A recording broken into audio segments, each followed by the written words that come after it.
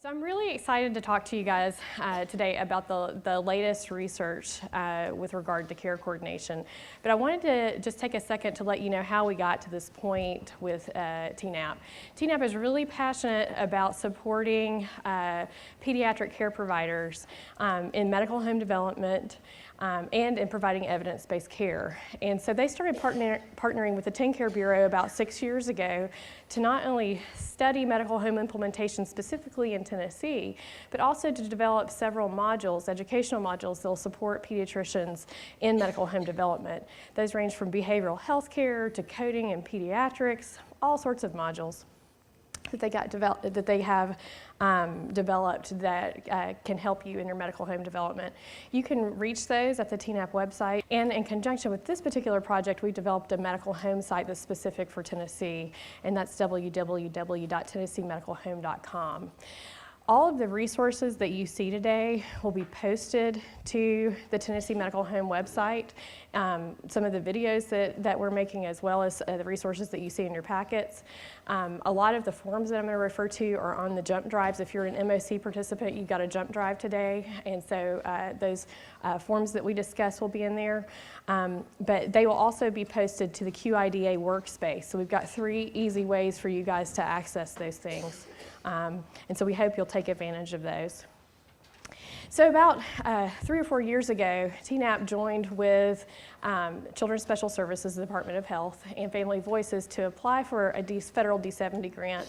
And the purpose of that grant is to improve systems and services coordination for kids with special health care needs across the state.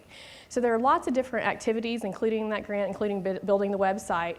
But this summit is a result of that funding, and our ability to provide you with CME and MOC and all the resources is supported by the grant. And so we're really thankful that we've gotten that. So to talk about kids with special health care needs and their care coordination, we really have to define who are the kids with special health care needs that we're talking about. Here's some data from the National Survey on Kids with Special Health Care Needs, the last study that was done, and these are Tennessee state-specific statistics.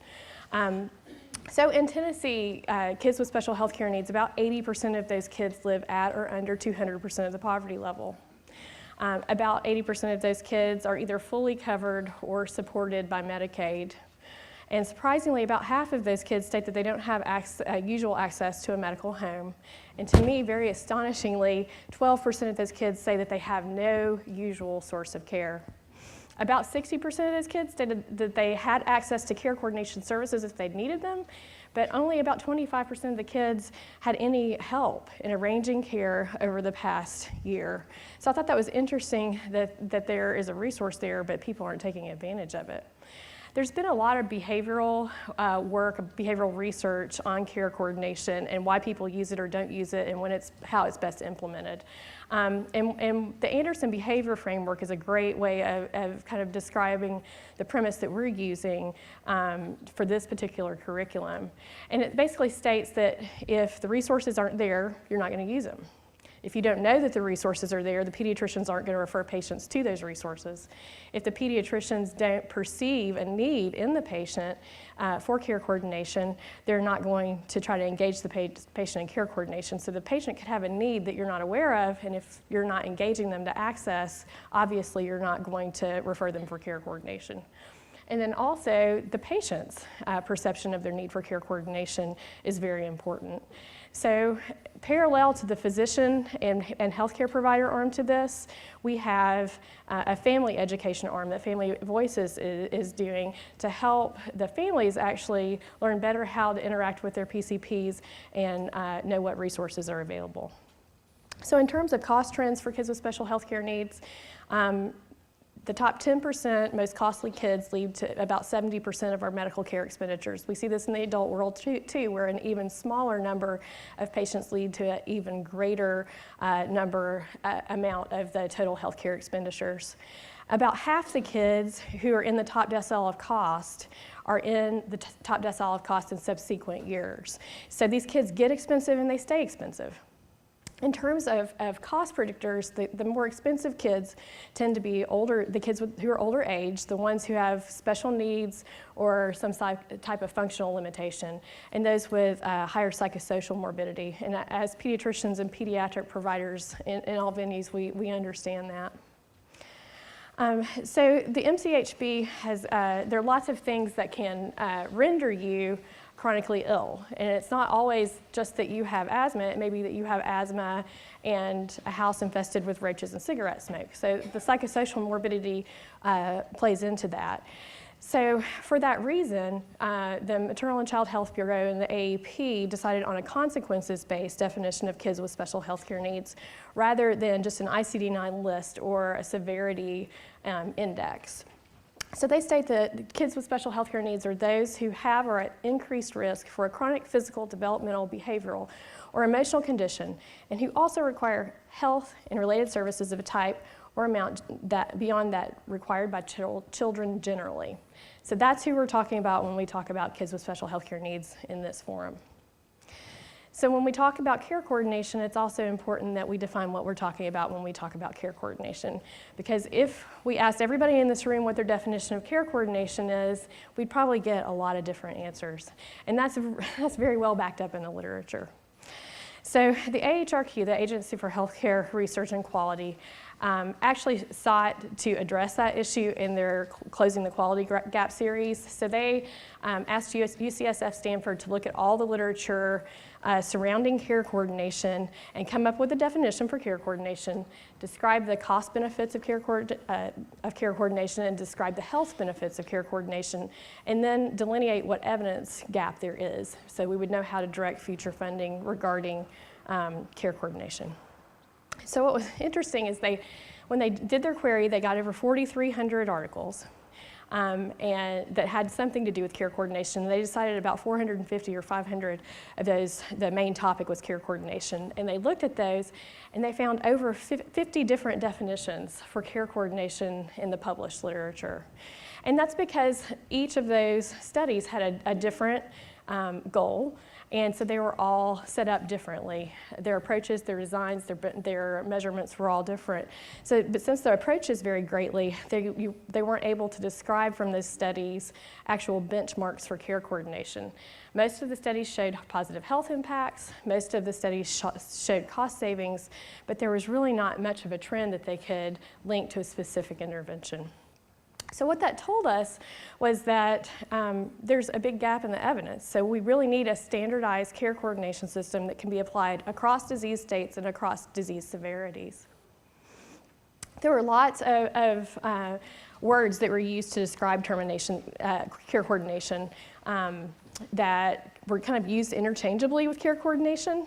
And these are some of those, the most common ones they saw. The ones that were the most studied were case management, disease management, and team-based care. And so you're going to see that those things become kind of a tripod framework on which we have based this curriculum because they're the most studied out there in the literature. Consistent elements in care coordination, obviously you can't coordinate care by yourself, so there are numerous participants in the team. All the participants in the team have different skill sets, and all the participants in the team, including the patient, are reliant upon information exchange and the expertise of other people in the team. And that everybody's goal is really to deliver appropriate healthcare services to the patient. Essential tasks. So you'll see this task list cited over and over again in the literature with regard to care coordination, but also with regard to case management and to disease management. Because when we're trying to provide great care to patients, we're basically walking them through their own plan, do, study, act cycle, their own quality improvement cycle. So what they state is that with good care coordination, you want to make sure that you're assessing the patient. You're actually finding out where are the gaps in your care, where are the barriers to your ability to tell you what you need to do. So if I tell you to go out and take an inhaled steroid for your asthma, if you can't afford it, where are the barriers there? If I tell you to come back and follow up in 3 months, if you don't have transportation, then I need to know that that's a barrier. And a lot of times healthcare providers don't ask about the barriers, so that's something that we need to make sure we do. Then we need to actually sit down with those barriers and make a plan for those coordination challenges. The patients need to understand who the participants in their team are, and we needed to identify the roles of everyone so that I'm not sitting there waiting on the care coordinator to do something that she thinks that I'm doing. We need to communicate that to everyone involved. Execute the care plan, make sure we're linking to community resources, supporting the patients for self-management, and then evaluating their health outcomes and their psychosocial outcomes, and monitoring and adjusting care. So again, we're just basically taking the patient through their own PDSA cycle. Now this is the AHRQ definition that they came up with for care coordination in that Closing the Quality Gap series. It's very verbose, and so I really like the AAP definition better. And it states that care coordination is a process that facilitates linkage of children and their families with appropriate services and resources in a coordinated effort to achieve good health. And I think that's all what we want to do for our patients. That's what we all want to do for our patients. So anytime that you've got, here's the patient. So anytime that pediatric patient goes into a new venue of life, so if they go to the pharmacist, so if they go to play on the playground, if they go see their specialist, if they go to school, any time that child changes venues, there is an opportunity for a care coordination barrier. So we need to be very cognizant that we're screening the child for barriers to care in all of those life domains. There are lots of pediatric life domains that are specific to peds that you don't necessarily see in the adult literature. We're dealing with kids who are developing, so the developmental nature of disease is very important. These kids are still getting their education, so it's important that we talk about how their disease is affecting their education. Kids are the poorest segment of society, and they're the most vulnerable. Kids are reliant upon adults almost in their entirety to execute their plans of care. So if mom can't take them to the pharmacist, a pharmacy to get their meds, or if she can't execute the care plan, the child has no control over that. Again, there's some other considerations specific to pediatrics with the literature that is involved in these studies. So all of these studies are based on adult care coordination literature. And as we know, children are not small adults, and pediatrics is not like adult medicine. So in adult medicine, you may have in your practice of 2,000 patients, 500 patients with hypertension, 500 patients with hypercholesterolemia. There are lots of large volume diagnosis cohorts. But in pediatrics, there are a few high volume diagnosis cohorts. So you've got your asthmatics and your kids with ADHD, and maybe your kids with obesity, but there aren't a whole lot of people with the same diagnosis. So you're doing your population management with the kids with asthma and ADHD, but you've got a lot of individual care coordination and disease management that has to go on. Common clinical measurements, so in terms of setting up a care coordination program, there are lots of different ways that, as we talked about, that care coordination has been measured over the years. The National Quality Forum actually published 25 potential care coordination benchmarks that you could use, and actually ended up last year endorsing 12 of those. But the problem with it is that it's very adult-focused again. So 4 of those indices deal with people 65 years of age or older. Several of them deal with timely initiation of home health after an acute hospitalization or ER visit. Several of them deal with transition of records back and forth between the PCP or home health and the ER or the inpatient setting. And several of them have to do with medication reconciliation. And as we all know, there are those kids who have long med lists and who are in the hospital a lot, but the lion's share of children with chronic illness don't have a huge med list, and a lot of them aren't ever in the hospital. So for the purposes of this survey, or this QI collaborative, we've decided to use the NCQA Patient-Centered Medical Home Tool, which is one of the QF endorsed care coordination measures. So everyone who's participating in the QI collaborative for MOC will actually fill this out. We've bought the licenses for you. They're there at your disposal. You'll fill it out at baseline. And then you'll implement the processes that you want to implement for care coordination. Then you'll fill it out again at the end of this MOC cycle. But those NQF licenses will be there for you at your disposal. There are 100 points that you can get in, or factors that you can affect for your NCQA Patient-Centered Medical Home licensure, and about 60 of those either directly or indirectly apply to care coordination. So we're hoping that this will help some of the practices that are out there that want to seek medical home certification, gain that medical home certification. You can use these licenses that the grant has purchased for you to pursue that. So what's the impact of care coordination? What we do know is that higher medical home index scores result in significantly fewer hospitalizations. Chronic condition management leads to fewer ER visits and hospitalizations and high cost service utilization in general. It lowers overall costs and reduces health disparities. And you'll generally see in offices that have implemented care coordination that the staff satisfaction is a lot higher, but also the patient and family satisfaction is a lot higher. So just to talk a little more about the curriculum framework, we talked about disease management, case management, and team-based communication being the tripod format on which care coordination is really based. In dealing with the pilot sites, the medical home pilot sites that TNAP has consulted with, we found that most of the practices are doing a really great job of communicating with specialists, communicating with ancillary service agencies, and making sure that they're getting labs and specialist reports back. So we're not going to really focus on that just a whole lot. We'll talk about it a little bit tomorrow afternoon.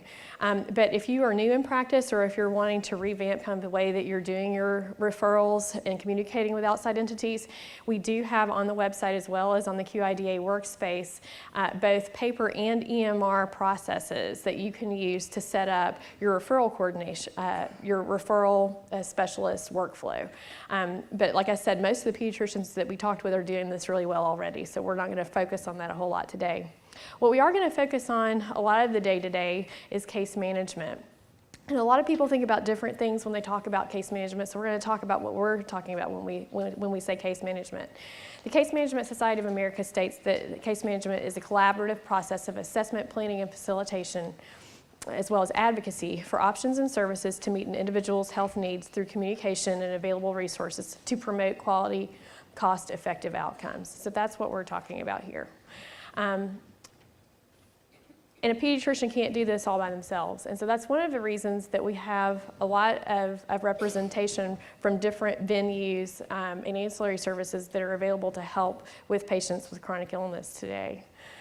We've asked the pediatricians to bring people from their offices because a lot of times you don't have the money as a pediatrician to hire a case manager or hire a care coordinator just to have in your office. So the way we've tried to design this program is so that you'll be able to take parts of existing FTEs that you have in your office setting and use those individuals to be able to provide better care coordination. And so this curriculum actually uses existing staff and existing processes and allows you to integrate care coordination into the flow that you already have in your offices. So for those of you who will be fulfilling case manager roles in the primary care office setting, the main function of the care coordinator is to overcome barriers to compliance. So we will be talking about detecting barriers to compliance in a little bit. You're going to be focusing on linking with resources that are out in the community. These individuals have to really have an exhaustive knowledge base of the community resources that are available in order to be maximally effective. So we're going to talk this afternoon about a lot of the resources that are available by region, but Becky has actually did a fantastic job of compiling a county resource directory for everybody who is here, so that as you go back to Benton County or Wilson County, that you'll actually have resources that are specific to your locale that you will use. Now, we've partnered with 211 to come up with a top 10 needs list for pediatric patients. So you will have resources to link with those top 10 needs that patients are likely to come to you with for your particular county and for your particular region. These individuals not only form a barrier to compliance care path that's focused on barriers to compliance, but they also are going to track compliance with that care path. So if you sent mom over to a specific not-for-profit organization to get help with housing, for example, these individuals are going to be tracking compliance with that recommendation, and then they'll be working with the physician and the disease manager to optimize compliance and communication. There's been a lot of research on disease management, which is different than case management. We're going to talk a lot more about disease management tomorrow. Most of that research states that in order to have good disease management, you have to have good case management. And the reason that you have to have good case management, it's better to have that embedded in the case, in the medical home, and have that occur in a face-to-face fashion. And the reason that is because that fosters a relationship of the patient with the team. When you've got a relationship that's face-to-face with that patient and with the team, that's going to hold the patient much more accountable for complying with that care path. When the patient is face-to-face with their team, it also allows a more thorough and customized evaluation so that you're walking that patient through their own PDSA cycle. This is why care coordination is best embedded in the medical home. And why you can do a better job in the medical home than, let's say, a third-party vendor or someone who's trying to do care coordination off-site at a health plan. So that's a very important point, that it's a very big part of disease management and care for kids with special health care needs. So what does a typical day look like for a case manager in a pediatric office? So there will be screening of all those different life domains that we talked about. And we'll introduce some of those screens here in just a second. So the case manager is going to take the positive screens. They're going to sit down and make a care plan to help the patients overcome those barriers to care. And the types of things that they'll be doing are very diverse. So they could be helping a patient get on TennCare. If the patient's not eligible for TennCare, they could be helping them get other sources of funding for their care. They could be helping them find diabetes camp, or if there's food or housing insecurity, they could be linking with those types of things. But we know if all those pieces of the puzzle aren't there, it doesn't matter if I send them out with their antibiotic prescription or their inhaled corticosteroid for their asthma, because they may not be able to make all those pieces work so that they can follow my medical care plan. So it's very important that the patients have those barriers assessed and that we link them with resources in the community to overcome those barriers to care. The case manager is also working continually with the other members of the team to augment communication and let them know how that segment of the care plan is working. So for those of you who are participating in MOC, we will have several quality improvement collaborative aims. And the first thing we have to do in order to be providing good care coordination is to identify barriers to compliance in all those different life domains. So there are lots of different, and this screening tool is actually in your mock binders, and it's on the drive and on the website as well. It's not meant to be readable here, but just so that we can talk a little bit about it. There are lots of different screeners out there you can use. You can feel free to use this one and plagiarize it because we have actually come up with it at TNAP. I and the rest of the staff were unable to find one that we felt really adequately addressed all the life domains that you need to be addressing. That top 10 list where kids are most likely to have barriers to care. So we actually took bits and pieces of different barrier screens and put those together into this one. It's a one-page screen that you can administer in your office. You can feel free to duplicate it in a template in your EMR if you're on EMR, or you can pass it out in paper form. And basically what it does is it goes all through all those different life domains and asks about barriers to compliance that patients may experience. And so you can feel free to use this form. If there's a form you would rather use instead of that, that's completely fine, but we feel like this is one that really addresses all of those life domains. So those of you who are participating in the QI Collaborative will actually go through and get 20 baseline charts from your practice population and just audit those charts for objective screening for barriers to compliance. It's okay if the first number is 0. We understand that this is new for a lot of practices, but some of you are already doing it, so not all of the numbers will be 0. Then you'll administer the screening that you choose to administer for the practice, and then monthly you'll select 10 charts from patients you've seen that month and just audit those charts for evidence of compliance barrier screening. Our QI aim number 2 is obviously to help patients overcome those barriers to care. And today we're going to hopefully be equipping you this afternoon with lots and lots of resources to help overcome those barriers to care. This is a template. Again, this is available in your packets as well as on the website and on your flash drives. It goes through each one of those domains, those life domains where kids are likely to encounter barriers to care.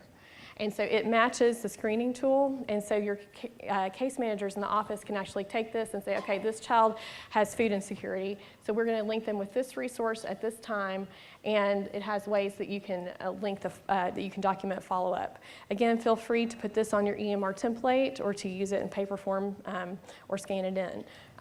Where this is TNAP, and it's not copywritten, so we're happy for you to use all of it or use it in part. So again, for this particular measure, you'll take 20 patients from your baseline population and see how many of those kids have been linked with resources in the community to overcome barriers to compliance. Now, you're probably already doing some of that because most pediatricians are pretty good at care coordination, and you're probably sending those patients out to different resources in the community. But it's fine if the baseline number is 0. Then each month, you'll pull 10 charts from the patients you've seen that month who had a positive barrier for compliance, and see how many of those had documentation of being linked with a resource to overcome that barrier to compliance.